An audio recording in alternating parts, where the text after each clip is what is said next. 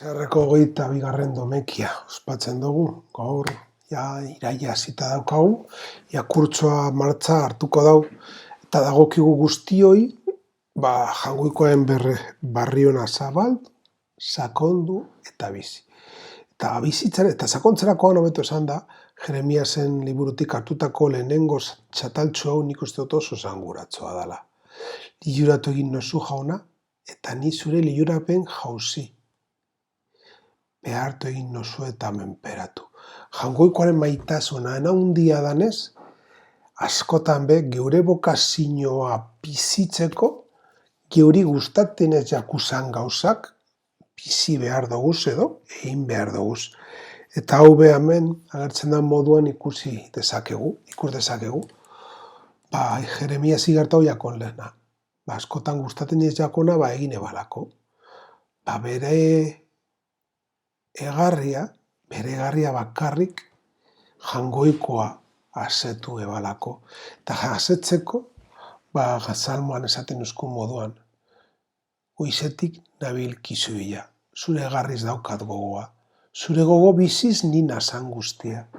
Hau da, ian ben gitxienez, otoitz egiten dugun salmoa, goizeko salmoa, esateko gure jangoikoa da, gure egarria kentzeko bakarra, kapaz dala, besteok ez daoz. Eta horretarako be, gu sakondu behar dugu, San Paulo apostolak erromatarra egindako gutunetik ikusi duguna.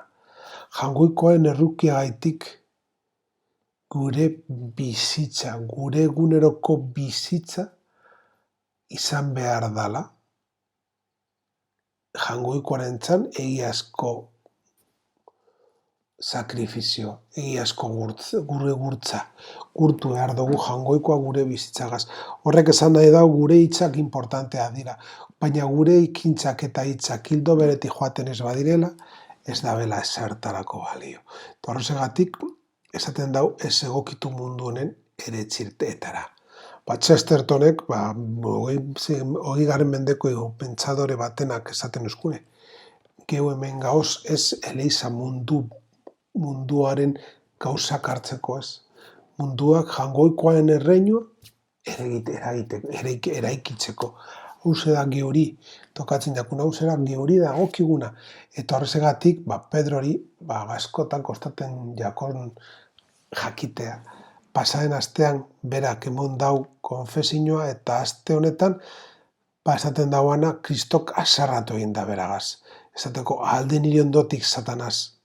Bera ez dago prez Kristoren gurutzea eta gure gurutzea hartu eta jarraitu. Eta horregatik esaten zau Jesusek alde betik nik ez dut gure zugaz egon. Baina jarraian esaten dau.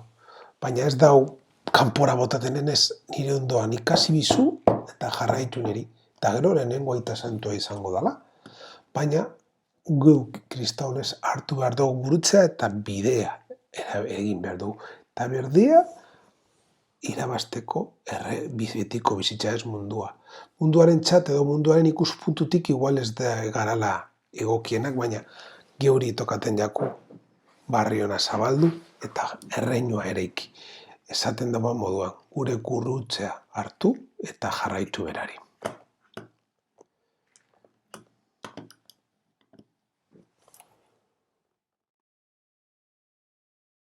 Zeu horre jainkoa, zeugandik datoron guztia, sartu gure bihotzetan zuganako maitasuna. Lotu gaizuz gero eta estuago zeugaz gugan indartu dagizun ondan guztien, eta endaurtu dozuna arreta ondi zendu.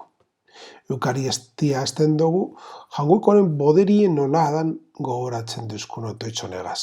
Ez da mundu honetakoa, hainbeste maite dauan boderie, non jaruteko askatasuna usten duzkun. Horregatik maitasun utzadan podere hori gure bihotzetan sartzeko eskatzen dutzagu jarraian. Errazoietan dagoela eta gure buruari usten dutzugula errukian hasial izateko, baina zer da errukia. Galesteraz zaten dago piedaz, hemen errukia. Piedaz zer dan, jangoikoaren maitasun horrek gauza santuetan, zein lagururkoaren ganako maitasunean zorratzen duzkun birtutea da. Gure presentziak bihar dituen unetan urkoari laguntzea besterik ez da errukia batzen dauana. Horregatik, Eukaristia behar dugu jangoikoen ona gure baitan bizitzeto, eta jangoikoen eskutik kontserba ahal izateko, bertan maiz parte hartuz. Eskaintza santu honek Jauna ekarri digula beti zure salbazioaren doaia.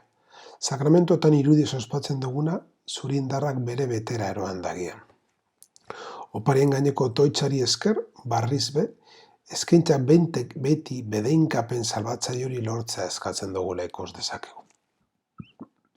Hori, Elizagaz komunioan egiten dugunean gertatzen da. Eskaintza hori Kristoren biziaren oroitzapen eginez bere gorputz eta odola bihurtuko da. Jangoikoaren aintzaren elikagai, neurri batean bere maitasun amaibakoan agertzen dana. Sakramentu honetan bizitzera deitua gagozena egin dezan. Hau da, munduan beste Kristo batzuk izatea. Elikatuz eta Eukaristian parte hartuz, norabide horretan goaz. Igu zure almen handiaren egintza dana, gizaki hilkorri jainkozko zure laguntza motea, eta guri zati hilkorretik ataratzea, atanbe. Osa bidea holan gizon baten bidez galdu aziranak, beste gizon baten bidez izan ziren salbatuak, Jesukristo gure jaunaren bitartez. Domekeko 3. prefazioa da, gizon batek saloriko gizakia. Izenburuan ja agertzen dan, prefazionek salbazioaren bidea erakusten duzkula. Irutasunaren 2. pertsonaren haragitzeak gizateriari salbatzeko bidea erakusten duzku. Horrez guztiagaitik autortzen dugu kredoan. Jangoikoen poreda ez da kreazioa bakarrik. Baita Jesukristoren bidez gugana iristen dan berrerospenon be. Horra, zergatik berba egiten duzkun prefazioak geure natur aulari laguntziaz haragitzeak erakusten duzku berrerospen bidea. Jainko ieskorrak haragi bilgarrian gure haragietan danok jarrai dezakegun bidea erakusten duzku. Bere maitasunak erakusten duzku eta gure askatasunak onartu behar dagoala ez. Salbamena gure esku dago. Direkiro erantzun behar dutzagu salbamen eskaintzari horri. Eta Kristok eta santuek beren bizitzeagaz erakusten duzko hori onartea baino ez dala posiblea. Hala ez, gure eskutan dago. Bai, santu hogi harturik otoitz egiten dutzu Jauna. Maitasunan agiriedan Jaunari honek sendotu dagiala gure bihotza, gure zenidengan zeu zerbidu zaiguzan. Eukaristia bukatzean, otoitzagaz jarraitzen dugu eta jangoikoari eskatzen dutzoguz zeruko mahaiko ogia zen ederran, zeruko ase ondoren Kristo danok prest dauzkasun mahai horretan parte hartea dela. Eta horzegatik jangoikoari eskatzen deutzagu kareadizko. Kristoren guregiko maitasunezko jaki horrek gure bihotzak indare mondutzala. Bizializateko aurregin behar deutzezena. Gora bera guztiak hobeto bizializateko. Eta gure anai arreba guzti komunidadearen erdian zerbitzatu alizateko guztiok bizi behar dugun alkarregazka bazko bizitzalana.